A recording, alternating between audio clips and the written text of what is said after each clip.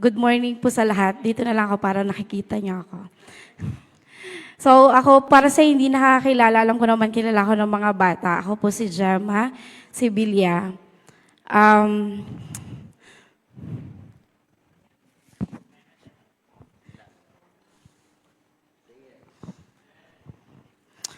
Sobrang laki na naitulong sa akin ng Subic Bay. Siguro umpisahan ko muna po kung bakit at paano ako napunta rito. So una po, 12 years old pa lang ako, kinuha na ako ni Pastor Odek and ni Miss Ana. Meron akong family, pero pinili pa rin nilang maging magulang para sa akin. Hindi madaling magsalita dito kasi alam ko na sobrang hirap ng pinagdadaanan nila ngayon. Pero kakayanin. So, no 12 years old po ako, napunta ako kay Pastor Odek at kay Miss Ana. Sila po yung naging family ko. At the early age po ng 20s nila, meron na silang anak na 12 years old. At ako po yun, na hindi sila naging selfish. Ginaid nila ako simula high school, pinatira sa bahay nila, pinrovide lahat ng pangangailangan ko. At the end po, syempre, hindi madali yung buhay, lalo na pag teenager. Pero never ko pong naranasan sa kanila na ma-abuse psychologically and mentally. Kasi naalala ko po sa tuwing gagawa ko ng kalokohan noon, bago nila ako sermonan, pakakainin po muna nila ako. So ano po yung sermon nila? Hindi po yun para panghinaan ako ng loob, kundi encouragement po. So kung ano po yung meron ako ngayon, dahil po yun sa mga taong ginamit ng Panginoon. Nung nag-college po ako, na-start po ako ma-transfer sa Subic Bay Children's Home.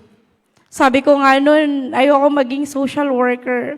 Kasi hindi ko naman alam kung ano yung social worker. Ano yung trabaho ng social worker. Dahil gusto ko maging nurse. Pero dahil bata pa rin sila, Pastor Odek and Miss Ana noon, hindi pa nila kaya na isend ako sa nursing school. Sabi nila sa akin, try mo. Try mo. Kung yan yung will ng Panginoon sa buhay mo, makakagraduate ka. Hindi po naging simple yung journey ko nung nandito ako sa Subic Bay Children's Home. Pero isa po ito sa naging training center ko. Kung ano po ako ngayon, dahil po yun sa tulong ng Subic Bay Children's Home at ng mga taong ginamit ng Panginoon. So katulad po ng mga batang ito, minsan din pong naging nawalan ng direksyon yung buhay ko. Pero dahil sa tulong po ng mga missionaryong yun, ito po ako ngayon sa harapan ninyo.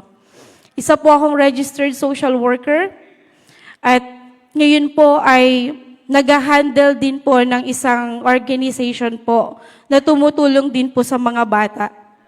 Bukod po doon, hindi po natapos na tinulungan lang nila ako na mag-college. Recently po last year, nag-graduate din po ako ng master sa social work. Dahil din po sa tulong nila.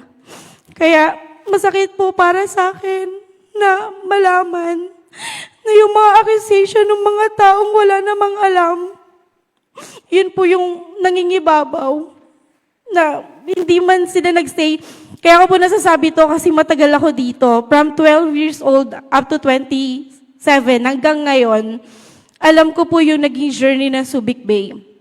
Yung mga batang to, kung paano pinrovide yung pangangailangan nila, medical, school nila, lahat po yan. Na-witness ko po lahat. Pero yung unknown po na magme-message at sisirain po yung buong ministry, sobrang sakit. Sobrang sakit kasi ni minsan hindi naman nila naalagaan yung mga bata. Ni minsan hindi nga nila narinig kung ano yung mga sakit, kung ano yung mga pinagdaanan ng mga batang to. Para po sa mga missionary po na tumutulong po dito, malaking tulong po yung panalangin ninyo na masustain yung Subic Bay Children's Home. Kasi sa 37 years po na yun, hindi po yun biro. para sirain lang po ng text message ng hindi po natin alam kung concern talaga o may hidden agenda. So ngayon po, nag-stand po kami dito bilang isang living testimony po kung paano po kami natulungan ng Subic Bay Children's Home at ng mga namumuno po kay tatay, kay nanay, kay Pastor Odek, kay Miss Ana, at sa buong family po nila na pumunta po dito para alagaan at kupkupin yung mga bata. Kaya sana po maging fair po yung justice, na sana po hindi lang isa yung pakinggan, kundi lahat po. So, yun lang po yung masishare ko po sa inyo. Thank you po.